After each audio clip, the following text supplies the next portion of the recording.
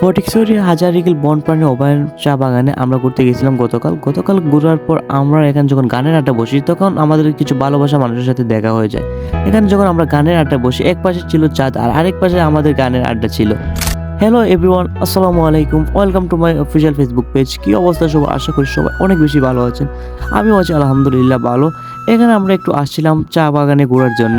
আপনারা জানেন আমরা ফটিকছড়ি আসছিলাম ঘুরতে, আমাদের ফ্রেন্ড সার্কেল সবাই, এর জন্য এখানে আমরা চা বাগানে আসছিলাম ঘোরার জন্য। তারপর আমরা যখন উপরে ওঠার পর দেখা যাচ্ছে একটু একটু ঠান্ডা লাগতেছে, কজ আমি যদি এই জ্যাকেট না আনতাম তাহলে হয়তো ঠান্ডা আরো বেশি লাগতো। এই জ্যাকেট পরে আছে বিদায় এখন ঠান্ডা একটু কম লাগতেছে। আমার ফ্রেন্ড সিয়াম ও জ্যাকেট আনে নাই, ও জাস্ট একটা টি শার্ট পরে বের হয়ে আসছে। তারপর দেখলাম একটু একটু সন্ধ্যা হয়ে যাচ্ছে আর আমরা এখান থেকে চলে যেতে হবে। এতক্ষণ 5টা 10 বাজছিল, ভাবলাম যে বেশিক্ষণ থাকা যাবে না, যেহেতু আমরা এখানে নতুন আসছি হয়তোবা অনেক কিছু হয়ে যেতে পারে। আমরা যদি বেশিক্ষণ থাকি এখানে রাত হয়ে যায় তাহলে একটু রিস্কি ব্যাপার হয়ে যায়।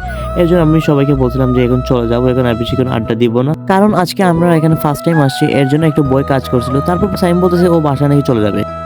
সাইম, তুমি চলে যাবা? কোথায় যাবো? বাড়িতে? ফরিদপুর বাসে যাবো, তারপর ফরিদপুর। আচ্ছা আচ্ছা, তারপর মানে ফরিদপুর যেতে হবে, ইমার্জেন্সি একটা কাজ আছে এর জন্য। তো ইউটিউব চ্যানেলে ব্লগ আসবে। তো আজকের ভিডিও কিন্তু এতক্ষণ মতো। আল্লাহ হাফিজ।